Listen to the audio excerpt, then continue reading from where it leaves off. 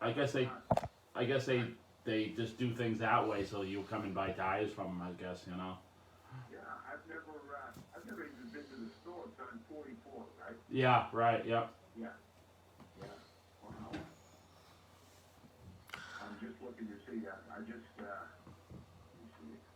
I'm on Facebook now and see if Joe's coming up here. We're posting on Facebook. Are you up? Yeah, I'm live now. Oh, you are? Okay. Yeah, hopefully I am live on the page and not live on my actual Facebook page. Yeah, I'm looking for you here. Let me just refresh my Facebook page here. Yeah, you just came on. Okay, cool. Awesome. Yep, you were in the Patriots shirt. Yes, I am. Yep, okay. All right. All right. How big you are? All right. Good. Did you had a bad day yesterday, with the flat and the news and everything? Yeah. Yep. Yeah. What news? The news wouldn't work. Oh. Yeah. Yeah. All the days work that we said. I got him a couple slices of pizza, and they were terrible too. What's with that? They were terrible. He didn't like it. I got the big thumbs down from the pizza guru. I call Joey the pizza guru. And from Gino too, and from Papa Gino's, which Oh, that's my favorite. I'm surprised. My son-in-law loves bar pizza, and I'm not a fan of bar pizza. But I'll leave it though. I'm not a fan of it. It's just too, I like the thick crust. You know who's got the best bar pizza? I think in the state. I mean, in the South Shore. And everyone thinks Cape Cod pizza is the best, but I think the Linwood in Randolph is the best. I knew you were going to say that. Yeah, that's considered one of the best. Yeah. It's like one with Town Spa. In fact, I had Town Spa pizza on Thursday, and I really liked that. I guess I can't say I hate bar pizza, but I had Town Spa. It was good. But my son-in-law and my daughter's boyfriend both love that. Joe's just putting his headsets on now. Okay, I can see him. It's funny. Move that yellow mic, Dad. I'm gonna listen to my phone instead of trying to follow Joey on Facebook because there's a delay. Yeah. Hey, Paul. I know you got that cartoon dog, the mascot dog there you have on your Facebook page for your show. Yeah. Where'd you get that? How long have you had that? I think that's cool. Oh, it's right on the front page, right on the homepage of WVBF. Oh, is it? Oh, I didn't know that. Yeah. Oh. Yeah, top left corner. All right, here we go. 30 seconds. We got the open playing. Hopefully one day we'll be able to have you in the studio soon. Yeah, I know.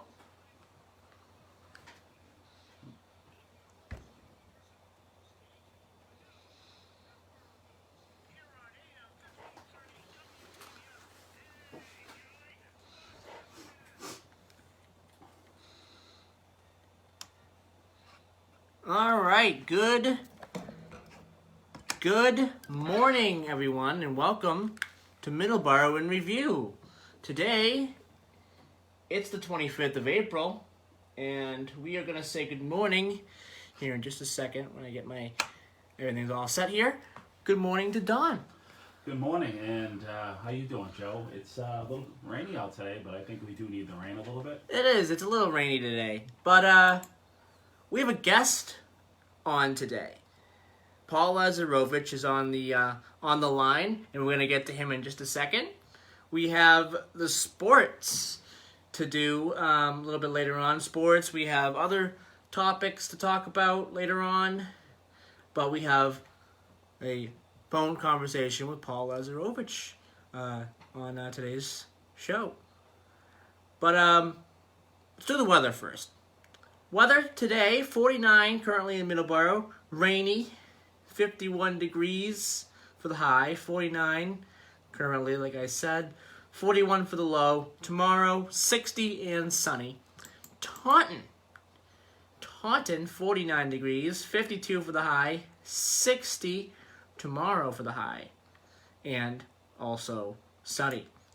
Driscoll, Texas, 60 degrees currently, 89 for the high, 86 tomorrow, and clouds for tomorrow, and snow apparently in the forecast for Driscoll, North Dakota. 39 for the high today. It's currently snowing, a little bit of mixture. And tomorrow 51. So it'll shoot back up a little bit in Driscoll, North Dakota tomorrow with some rain. Okay. And now that we have the weather out of the way, let's say good morning to Paul Lazarovich. Good morning, Paul. How are you? Not bad. How you doing, Joe? I mean, not Joe. Joe's the host. Paul. Paul's the guest. Yes.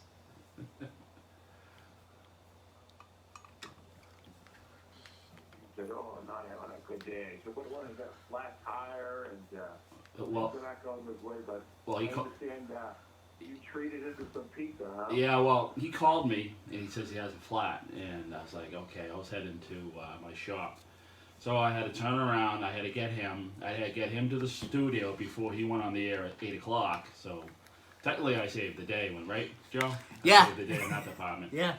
And then I went back and we got it towed there, and I did treat him some pizza, but I got the thumbs down on the pizza. We're not gonna say we got the pizza, but it was unfortunate, right? Very, very unfortunate. Yeah, but you survived like a pro, Joe. I never know anything went wrong. That was good. And I think I'd be all nervous. I'd get nervous if I had a flat tire going into the studio. So, because you're racing the clock to make sure they get there on time. So, but Joe and Don, this is an honor. Thank you very much. I'm flattered. I don't think I've ever been interviewed before, and I was a little nervous this morning. I'm sitting in my office at my house, and then when I was asleep, I'm thinking, oh gosh, what am I going to say? And yeah, I hope I'm not going to blow this interview with Joey. So, but I'll do my best, Joe. Okay. Okay, we want to start with talking about your show. So, your show, tell us a little bit about how you got it started. Sure. I started Cranberry Country Journal when I wasn't when I was new to the town, and I remember subscribing to the Brockton Enterprise at that time, and also subscribing to the Middleboro Gazette to find out what was going on in the town and activities. And I thought there were just so many things going on in this town. I loved it. That it would be nice to do a cable show and just talk about what's going on in the town of Middleboro as well as surrounding towns. So I started Cranberry Country Journal at the time. I think it was, boy, they've gone through so many cables. Can you remember all the different cable companies that were in town, Don and Joe? Yeah, we grew up. We lived in East Bridgewater. Joey was when he was an infant. He lived in East Bridgewater. So yeah, between that Taunton, yeah, there was a lot of them. There was a whole bunch of them actually. I can't even remember all of them because they kept changing names. You still there, Paul? Oh, did we lose Paul? Paul? Did we lose Paul? We may have. All right, we get back on the line. We're gonna get it back on the line. We're gonna get him back on the line, and we will continue. I'm gonna switch it over to Don really quick. He has an update on some MBTA stuff. While I get Paul back on the line. Anybody who's been listening to the show, I've been ranting and raving about how the commuter rail has been running with no one riding the train because of the pandemic. They've been running the same amount of coaches in all the commuter rail trains, but I've noticed on the Middleboro and Greenbush line and Plymouth line that they got the coaches down to 4. So I started a Cranberry Country Journal on cable. That time, I've gone through so many in this town now with our Xfinity and Comcast, and worked with Mike Candace and he was very helpful, along with Karen Floyd, in starting off the program, and had a lot of local events. I think one of my first guests at the time was Mary Barry, with Mary Barry Massage, and I'm back on. Am I back on, Joe? Yep. Oh, okay. Yeah, you bet. Mary Yeah, Barry yeah, Massage, you've been on and there. when I see her, I always remind her that she's been the first guest for the TV show. So I still do the show every now and then. I haven't done it in a while since I've been doing the radio program with WVBF. And speaking of VBF, I forget when it came on the air at the old studios on Broadway.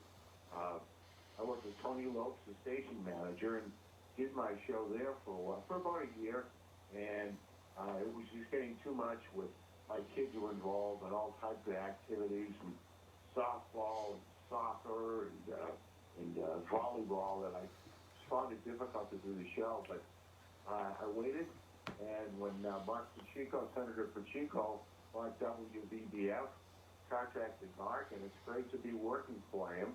And it's great to be in the new studios, and the show is a little over a year now. We're this incarnation. So I've been doing Cranberry Country Journal since I think it's 1993 in some form or other. So that's the history of Cranberry Country Journal. But I do want to get across the mission of the show has always remained the same, and that is to provide a slice of life of the people, places, and activities that make the Cranberry Country area, and now beyond, a special place to call home. So I avoid politics, no beltway information, no hard topics, and I think everyone has a story to tell. That's why I like having, like yesterday, the Grammar Goddess, or having the guy that played King Richard in King Richard's Fair, or speaking with the folks at the Soul Homestead, or covering the parades. I used to cover the Christmas parades, setting up all the cameras and getting all the things in, and do not a live but a recorded broadcast of the Christmas parade in Middleboro. I did that for years, and I'm glad I'm out lugging all it. And the 4th of July parade too. We'd always be on vacation with my family at that time, and I would come up just to do the parade because I love doing them. So the intent hasn't changed, although we're going a little bit beyond Cranberry Country area now. That with the internet, we have guests from all over the country. Although I try to have first and foremost the local guests. So that's how it all started. Yeah, you do the show on the Facebook Live, and I noticed that everyone from Florida to New York tunes in. Yeah, I do. I have some friends and people I know that listen in, and I always try to make them. I'm really appreciative. They follow every week they're there. Yesterday was pretty cool. We had the Grammar Goddess, and she put together a little grammar quiz. I asked her to put a quiz together, and it was so cool. I could see everyone's answers coming up on Facebook, and everyone did pretty well. But yeah, I hope, Joe, that we're gonna do some sort of maybe a simulcast in the future with maybe Comcast or what Senator Pacheco may have planned. I hope he has something like a simulcast. And the only thing I wish we could change, Joe, and I think you'll agree, is having music, being able to play music, because there are a couple of local bands, and a good friend of mine is the drummer for Studio 2. They're a pretty well-known Beatles tribute band, and I want to have them in the studio and have them play some of their Beatles songs. They're really, really good. I know you want to have to play some music with local musicians too. So that's the gist of the show. Doing it every Saturday. I really look forward to being there and finding and researching guests. As an old retired professor, I like doing research. So I love looking up that kind of information on my guests. And the nicest compliment has been some of the guests who said, "Boy, you know your stuff, Frank." I said, "Well, I try to keep up, do some research, and it's so much easier now with Google and the internet. I'm not having to run to a library as I have to do." So that's the birth of the continuation of Cranbrook Country Journal. But that puts you in a different class, in my opinion, because before the internet, you were running to the library and you were doing the legwork. So technically, I feel that you are a true journalism in fashion. I guess anybody can look anything up up on Google and stuff like that. But for somebody to have the passion to do it years ago, before the internet, and have to deal with that, is special in my opinion. I think. Well, thank you, Don. It's just I love doing it, so it's not and it's particularly now, it's like the difficulty I have is that I'll start researching a topic, and like yesterday, for example, I was researching problems people have with grammar, and found out the importance of grammar and for getting promoted in a job. But then I start moving over to other topics and areas, and now I'll go back and hey, as a robot, stick to the topic you're supposed to be researching. So there's just so much information available. I think, boy, I wish I had this when I was in college. I remember driving into the Boston Public Library or even the business library, and going to different colleges. Even though I wasn't a student there, I would go to their library to do research, because I really love doing that. I guess that's why I became a professor. I like doing the research and presenting the information to my students, and if I can come up with something new and different, I felt I was doing my job. So I enjoy doing that.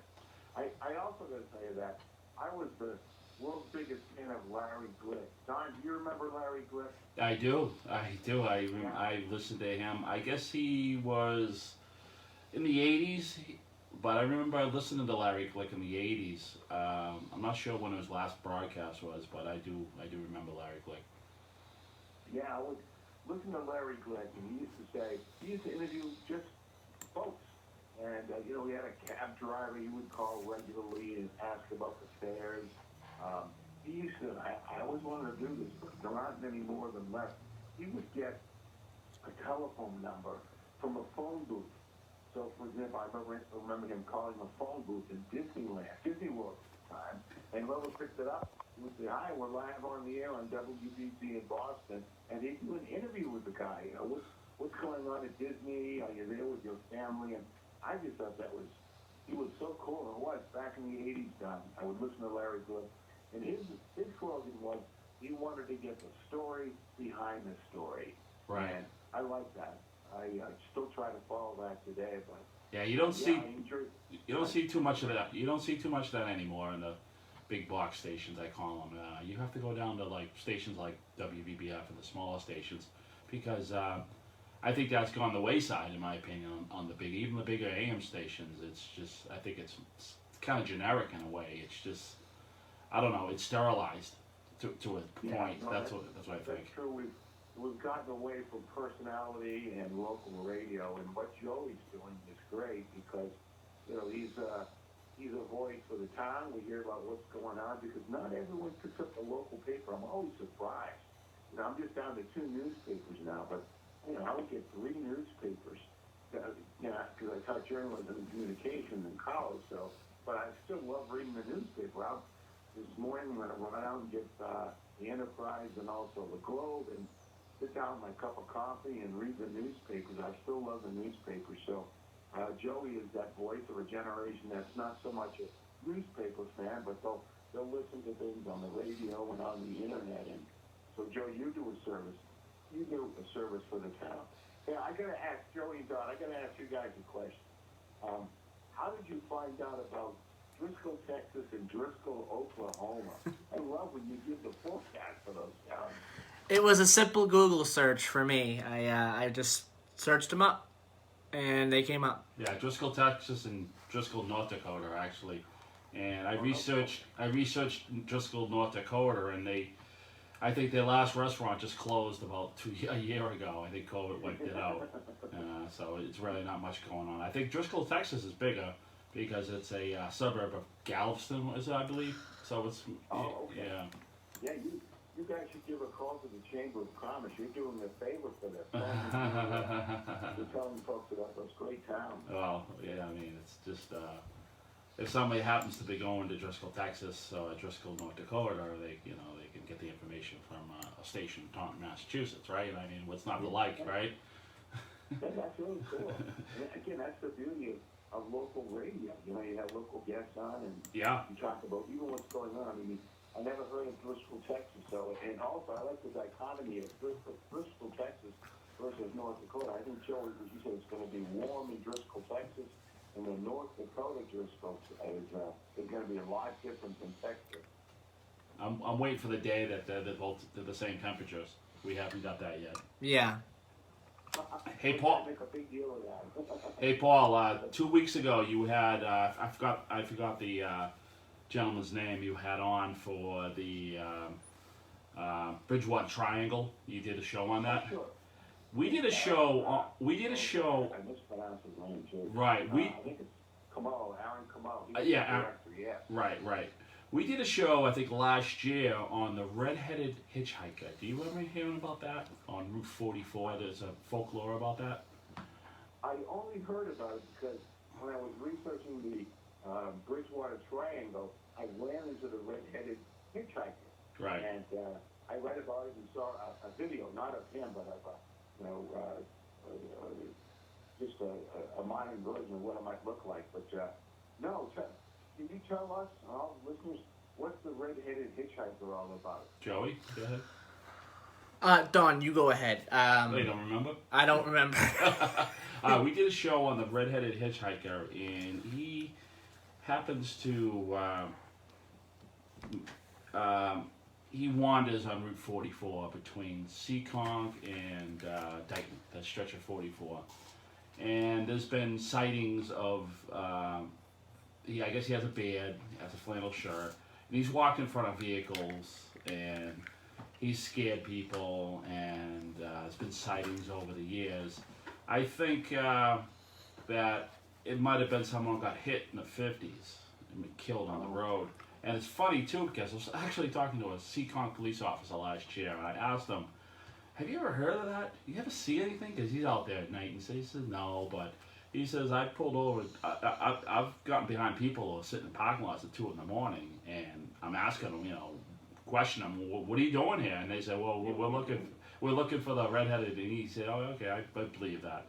So, there are some stuff on YouTube about it, and I'm not sure if it's got a national claim, but it's interesting. It's just something we brought up, right, Joe? Yes. All right, 7:27 a.m. We're gonna take a quick break. We are a little over when it comes. Oh, we're a little over when it comes to a break. We're gonna take a break, and when we return, we have one more question. I have one more question I want to ask Paul about, and yeah. So we're gonna take a quick break. 7:27 a.m. Like I said, you're listening to Middleboro Review, AM 1530. And FM 99.7. Also, we're on YouTube, Middleboro in Review, all lowercase. You can find us there. Facebook, Middleboro in Review. You can find us there as well. And on TuneIn, search WVBF 1530 AM. And the Audio Now number, 605-562-7958. We will be right back.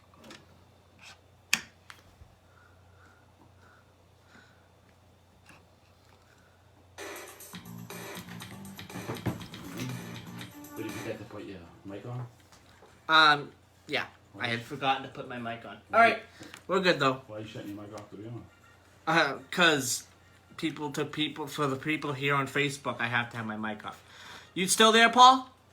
Oh, still here, Joe, yeah. Okay. I want to ask about Massasoit next. Oh, sure, okay. I won't keep you the whole hour if you don't want to do the whole hour. I won't keep you. Okay. No, I won't say the whole hour. I won't listen to the rest of the show. Plus, I got to hear about John and the NBCA. Oh, yeah, I'll mention that again. Yeah.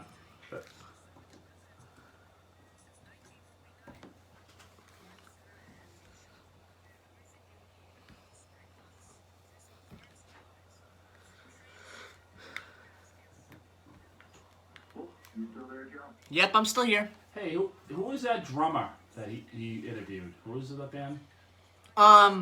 Orpheus, right? Orpheus. Oh yeah, Harry Chandler. How'd you bump into that guy? I was again researching, and I forget what I was researching, but all of a sudden it brought me to the New England Music Museum, I think it is, and I saw the curator, the director was Harry Chandler, and I grew up and listened to Orpheus, and I'm gonna give him a call. Gave him a call and said, hi. Well, first I always write a little letter, and then I followed up with a call, and he said, oh, I'd love to come on the show. And we talked about the museum and so forth, but again, just part of research, I just happened to find the New England Music Museum. I may be mispronouncing it, I mean, giving the wrong name, but it was really cool. And you should go to the site, look it up. It's all Boston and New England area, bands and stuff, and they tell of some of the great nightclubs in the area in Boston. Great story. Yeah, we had an interview last week with actually a friend of mine I grew up with. His name's Steve O'Brien. He's lead singer of the band the Gypsy Moths, and we had him on for the whole hour last week. And That's great. yeah, he's we couldn't play any music. I guess Mark's working on getting some sort of music situation soon, hopefully. Yeah, I can't wait, Don. Oh, it'd be great if Joey could play a couple songs on his show. I think Mark wants it because I think he's talking about maybe doing a 50 show or something. That's what he mentioned in passing, I guess. I'm not sure if he still wants to do it, but I think he'd be happy spinning some tunes, and Jim Larkin, free him up a little better. You know what I mean? It'd be awesome. Yeah. It'd be a lot of fun. I played drums all my life, all the bands, and stuff were in the movies. They did a documentary called The Kings of Cape Cod. Okay. And we're in there. Oh, really? About the Cape Cod happy hour scene, and there was us and John Morgan and a bunch of artists that were pretty big down there. It was a lot of fun. We got to travel. People hired us, and they flew us out to Denver, and Arizona. Wow. Yeah, All right. Had a lot of fun. Here we go. 5, Okay. 4, 3, 2, 1. All right, we are back here on Middleboro in Review. Today is the 25th of April. All right, we're back with Paul Lazarovich, host of Cranberry Country Journal, heard on Saturdays here on WVBF at 10 a.m. We want to ask you, Paul, about the work that you do in Massasoit. Tell us a little bit about that. 4 years ago, I retired, having worked as a dean and also a professor at Wentworth Institute of Technology. I taught communication courses. We don't have communication as a major there. It was all technological programs, architecture, interior design, and so forth. But so I taught there. I was at Wentworth. I was the advisor and helped start up with the first radio station. In fact, I was the National College Advisor for college radio for the International Broadcasting Society. They do a big convention every year in New York City. So when I retired a few years ago, I was sitting at home, and I think I read about 3 or 4 books in a couple of weeks, and was on the internet every day and thought, you know what, I don't want to be retired anymore. So I sent my resume information over to Massasoit, and I was very fortunate they hired me, and I've been teaching speech comm for them, teaching at their Brockton campus, and also I'll be teaching a course in a couple of weeks or so. It'll begin for students who are students over at the Southeasternville Tech High School. They run the early college program there. But I love Massasoit. I love the students. The kids are real. They want to learn, and they just enjoy it, and I enjoyed still teaching. So I'm delighted to be back at Massasoit. They've got a first-rate radio station there. I've seen their equipment and all, and they do Professor Z over at Massasoit. She runs a conference every year, although the last couple of years with COVID she hasn't run it, but she has some great guest speakers, and it's a lot of fun. I try to take part in that by helping out a little. So I'll be back in Massasoit in a couple of weeks. If you're looking for a speech comm class, look for Professor Matt Rovich. And Joe, that's where you attended school, right? Yes, and I still do. I have been taking a little bit of a break due to COVID, but yes, I still do attend Massasoit. Do you think Joey will ever have you for a teacher in the future? He's got a few more years to go, Paul. Oh, he's got an automatic A. Don't worry about it, Joe. No, I turn on BBF, and you are such a big help. I mean, and also integral. You're just an important part of the station. I hear you're running the board for folks. The other morning, I heard you were doing like a morning show, and you do your show on Saturday, and you said you're very important to the station. I know the people there appreciate you, and I hear them on commercials, and I hear them being promoted by Chris Keach. And so, Joe, how long have you been at the station? It will be 4 years this upcoming July. Wow, that looks great on a resume, Joe. He's been working for MacCam since he was 15 too. He knows Karen really well, and Karen, what's the last name? Foy. Yeah. Yeah. She's unbelievable. She is. Oh my God, the way she turned that made that studio, and ran MacCam is unbelievable. I am impressed by Karen so much. I can't even. It's just she took Joey under her wing when he was 15, and then when he was turned 16, he became what they call a paid volunteer. So he got his tag and whatever, his MacCam tag, and he started filming concerts on the town hall lawn and doing stuff at Soul Homestead and doing off and on. He's been working for MacCam since he was 15, 16 years old. And who was your mentor there who took you in? John Healy. John Haley, okay. Okay. The story behind that, Paul, is when was that? What year was that? You were just getting out of the 9th grade, right? Yes. Or out of 10th grade, was it? 14, 15, no, 14. 2014, somewhere around there. I think he was a sophomore in high school. And we went to the local cable, Comcast, and they said, well, you want to go to Middleboro, and we talked to Karen, and she said, oh, he can sit in on the Monday night Board of Selectmen meetings, and then John started having him do the sound and helping him work the board for over like a year. And then when he turned 16, he became a paid volunteer. I guess he had to be a paid volunteer. I had to come in and supervise him, and it was some late nights, and I had to get up early, but for me, it was worth it. It was worth it to stay, and we stayed, but John Haley, I mean, if he's listening, I can't thank him enough, and I can't thank Karen and Zach and everybody who's worked for MacCam over the years, and everybody who's Steve Callahan, Tony Lopes, Mark Pacheco, everybody who's helped, Chris Keach, everybody, Jim Larkin, everybody who's helped Joey in one way or another and believed in him. And even going back to TV Pro, Adam Pelletier. Yeah, 2 years with TV Pro, and and so I don't want to take up all the time here, but it was funny too because I think it was in 2016 or 17. They had the auction, right? Yes. Okay.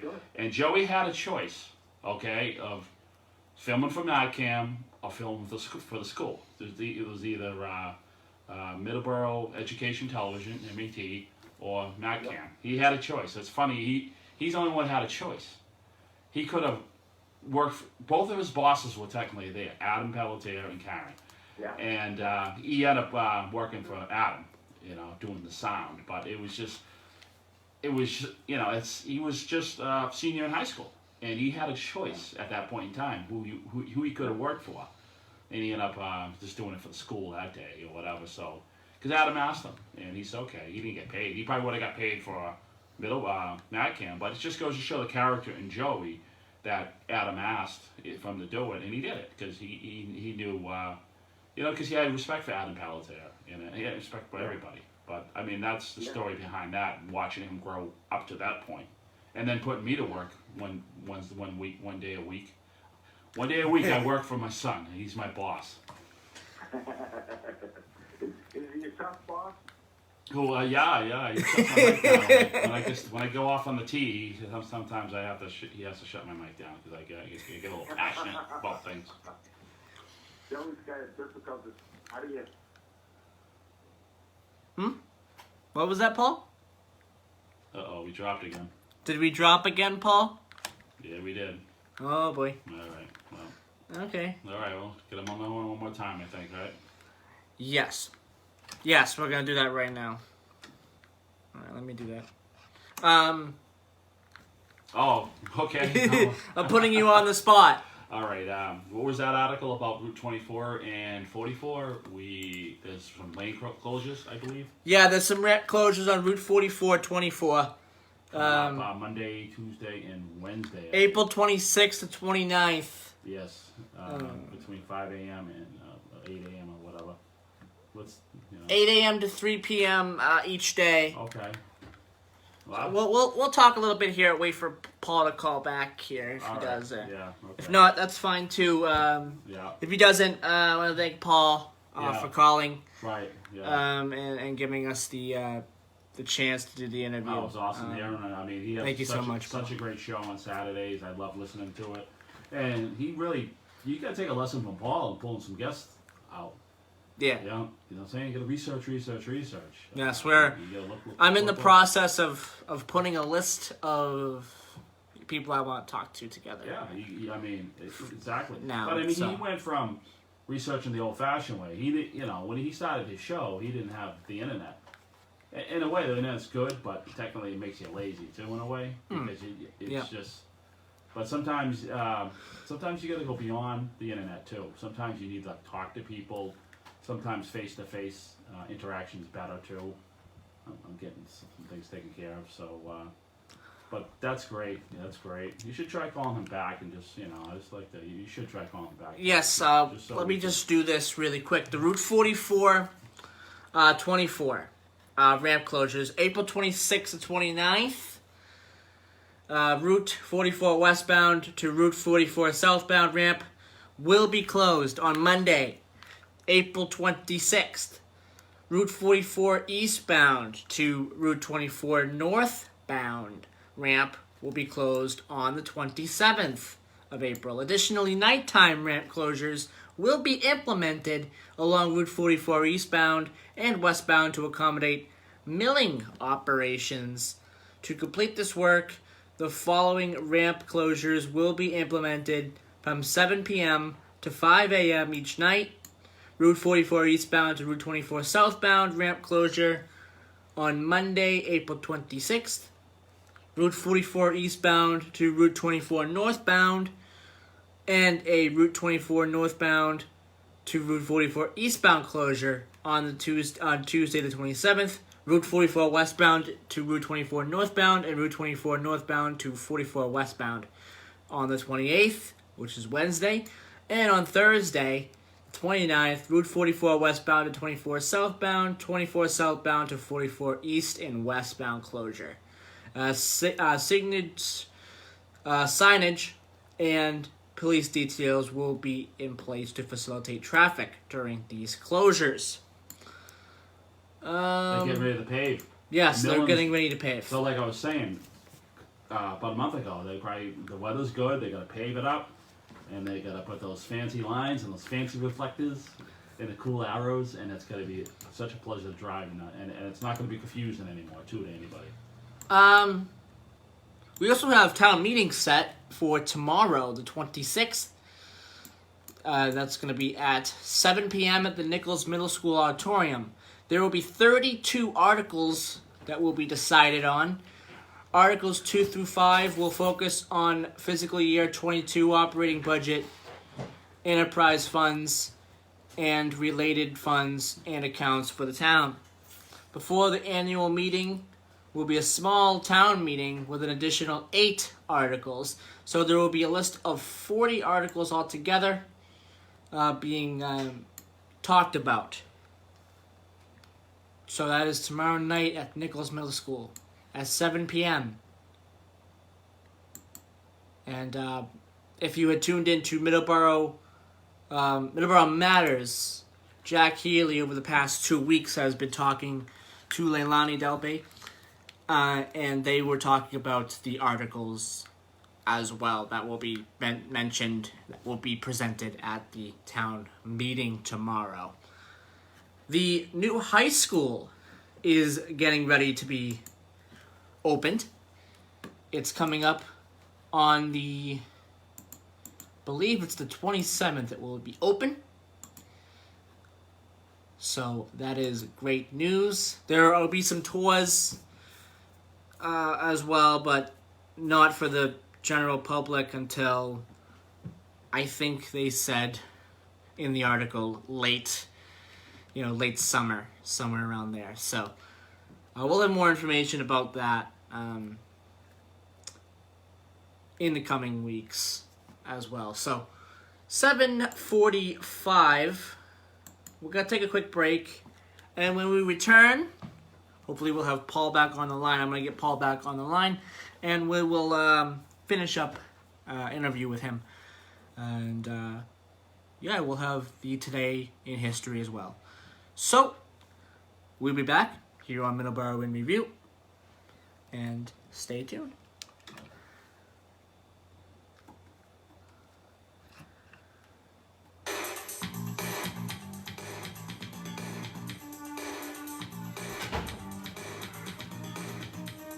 Yeah. Oh, yes.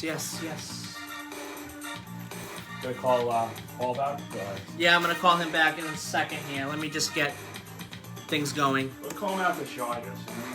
I'll call him now. I just said on the air that we're going to finish up the interview. Okay. So, I'm going to give him a call in just a second.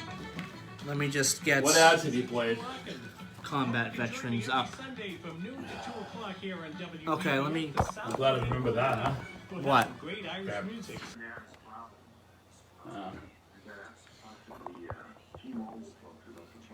Yeah. Do you have a landline anymore, or is it gone? I think everyone's gotten rid of the landlines. Yeah, we still have it, because it's part of a package deal. Oh, okay, right, yeah. Yeah. So we'll just, we'll finish up, and, any last little things you want to say? Okay. Yeah, we'll do that. Time goes by so fast. I can't believe it's almost at the end of the show. I could talk to you for 3 hours. Thank you. I really enjoyed it. It was fun. We had this guy on. His name was Danny Harmon. Back on February 7th. He's a big YouTube Reel fan guy. He's done a lot of films. He's done I'm kind of interested in the train, and I'm dragging Joey down that bottomless pit too at this point. But if you go online, YouTube, okay, and you type in Rail Fan Danny or Distant Signal on YouTube, all his films will pop up, okay? And I told Joe to listen to this guy because the guy is a producer too. And he's unbelievable speaking voice, narration. He's done some films and stuff like that. If railroads are your thing, he talks about mostly, the Florida. He lives in Tampa, so he talks about mostly CSX lines and some Georgia and whatnot. But we had him for a whole hour, and it was great. So if you look back at the February 9th show, I'm not sure if you listened to it at that point in time, but check out this guy's videos because he's unbelievable speaking voice. He'd be a good person to maybe get on your show too, because the guy is unbelievable. He's just, his voice is like your voice. It's delicious as far as speaking. You know what I mean? Danny Harmon. Yeah, Distant Signal. Okay. I'm sure writing that down on a pad of paper here. Yeah, Distant Signal. It's Rail Fan Danny too. That'll pop up too. On YouTube, and he's on Facebook, and he does an email, and he talked for the whole hour. And Where's he from, John? Tampa, the Tampa area. Okay. Yeah. Okay. But I I mean, love the train plan, the conductor for over 40 years. And I would come into that Route 128 station, and he'd put me on the train with him, and I'd drive back with him. And he was a great guy. He was over 40 years he did it. And I've taken the train down to Florida a couple of times, and DC, and Baltimore, and Yeah, I just love the train. we've been to Florida. Me and Joey a couple times already. I've been about maybe 15 times in my life. All right, here we go. Okay. 5, 4, 3, 2, and 1. All right, we are back, and we're back on the air here with Paul Lazarovich. So, Paul, is there any last things you want to say before we end the hour here?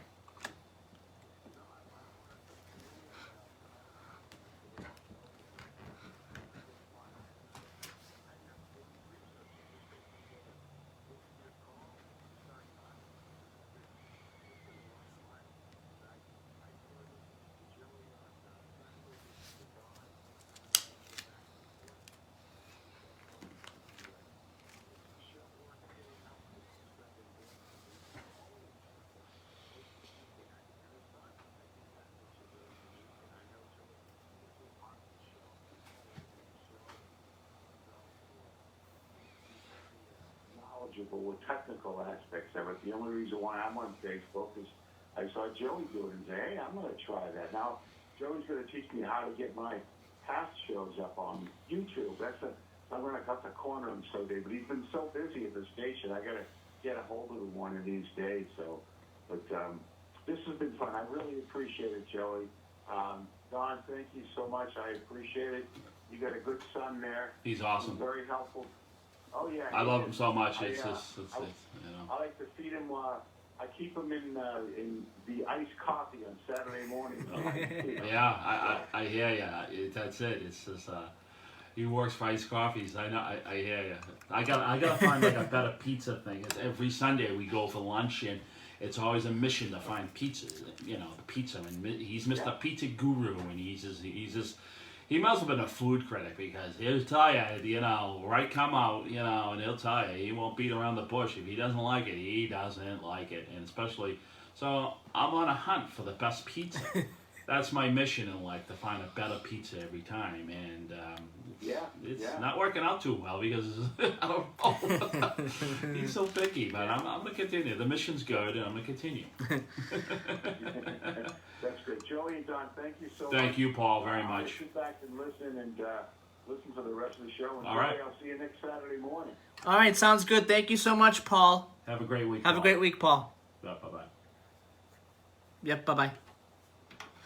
All right, we want to thank Paul Lazarovich for calling in. That was a treat having him on. That's great. He has such a great show on Saturdays at 10 o'clock. And you shut my mic off?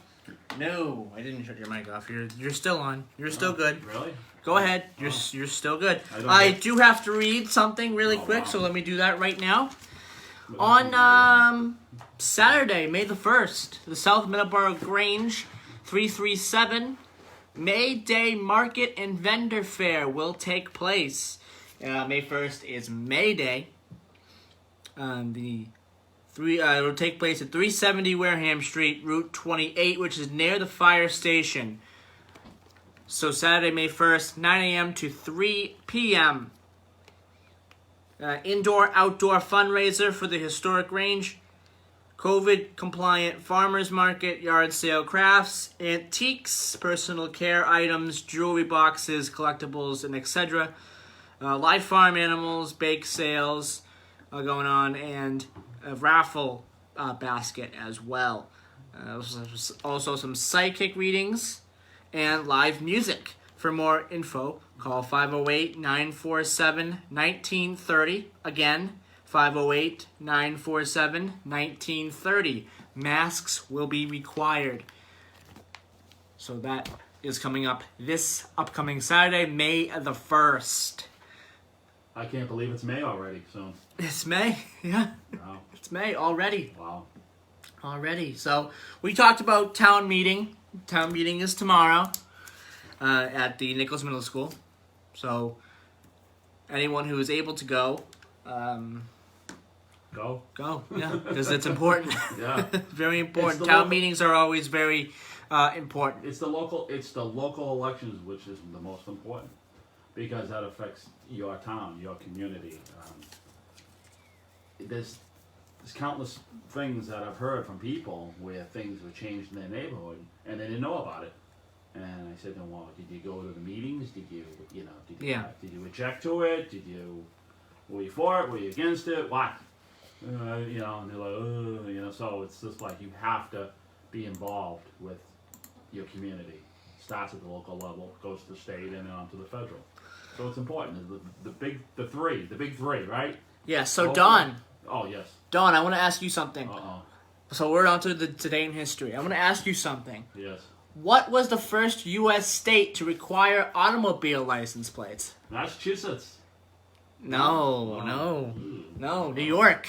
New York? In 1901, New York. 1901? Yep. That early? New York becomes the first U.S. state to require automobile license plates. Wow. All the way back in 1901. I think Massachusetts was the first one to mandate insurance. I knew Massachusetts was in there for something. So. And in 1959, the St. Lawrence Seaway, linking the North American Great Lakes and the Atlantic Ocean, officially opens to shipping. That happened in 1959. And that was the end of Buffalo as we know it. Because what happened is Buffalo had a lot of business with grain silos, storage, big storage area. Remember we took that ride up the Buffalo River? Yes. And we saw all those silos. Well, we must have went about 10 or 11 silos, abandoned silos, grain silos. Well, what happened is everything would be shipped over from the Midwest, the wheat and the corn or whatever, all the agricultural products. And they'd have to store it there because they could only, you only had the Erie Canal and the railroad at that point. So it was a big mega hub. It was the third party technically. It was the third party. It was the seller needed Buffalo to store their stuff because they couldn't ship it in bulk like ships. I mean, they had to offload everything and either go via the Erie Canal or by the railroad to go to the markets east. So it'd be New York, Boston, whatnot. But when they opened that in 1959, the St. Lawrence Seaway, they bypassed it. Buffalo was not a player anymore. They could just run it. They could just ship it to their points. They didn't have to offload it to smaller transportations. So that's where it went. That was because Buffalo. If you look back in Buffalo for the first 59, from all the way up to 1959, that was a huge economy. Just because of that, because they were like the holding area, because they had to take everything off the ships and either put them on rail cars, but they own so many rail cars. It's just that you go from one big ship to smaller rail cars and barges for the Erie Canal. That means you have to store them. You have to store it. So that was a big business there. And the shipping too. The Erie Canal had a lot to do with it, but now they just right by Lake Ontario, Lake Erie, along to Lake Ontario, and we're gone. All right, birthdays on this day. In 1908, Edward R. Murrow, the famous American journalist, he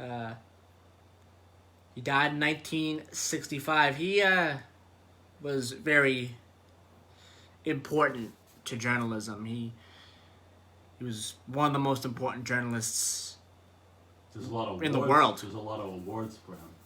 Yeah, the Edward R. Murrow Award is given out to. It's given out. I don't know if it's given out to an individual or a news network. For news. Probably both aspects there, maybe. So yes, his birthday is today. Also, Al Pacino's birthday is today. American actor and director. My little friend. In a lot of great films. Scarface was definitely a great film, one of his best. He was in a lot of mobster type movies. Right. Along with Joe Pesci and some others as well. Yeah, his last movie was The Irishman, and he was awesome in that. Happy birthday to Tala Sher. Adrian. She was born on this day in 1946. We celebrate the life of Bobby Pickett, who passed away 14 years ago today. The songwriter for the 1962 hit Monster Mash. Oh, right. And we're about halfway to Halloween. About now. It's late April, so we're right around close to the halfway point to Halloween. B. Arthur passed away on this day in 2009. You know she was a Marine? She was in the Marine Corps? I did not know that. Yes, she was in the Marines. Yep. I did not know that. Yep. And finally, 2 years ago today, we lost John Havlicek, American basketball player for the Celtics. Legend. One of the best who has ever played for the Celtics. All right, we are a minute late, so we're gonna head out. We will be back next week, May 2nd, 2021. So, stay tuned for Bread of Life coming up after the news. Bye-bye, everyone. Have a great week.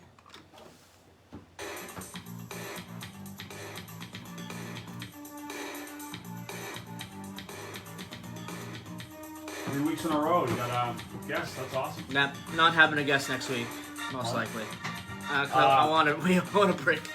When we're taking a ride to Chester after the vaccination. Bye-bye, everyone.